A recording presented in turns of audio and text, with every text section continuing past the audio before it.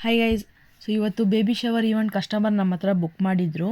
Plate decoration, photography service, ಪ್ರತಿಯೊಂದು service available ಇದೆ. ಏನೇ ಸರ್ವಿಸ್ ನಿಮ್ಗೆ ಬೇಕಾಗಿರಲಿ ಕೆಳಗಡೆ ಕಾಣಿಸ್ತಿರೋ ನಂಬರ್ಗೆ ಜಸ್ಟ್ DM ಮಾಡಿದ್ರೆ ಸಾಕು, ನಾನು ನಿಮ್ಮ ಡಿಸೈನ್ ಕಳಿಸ್ಕೊಡ್ತೀವಿ.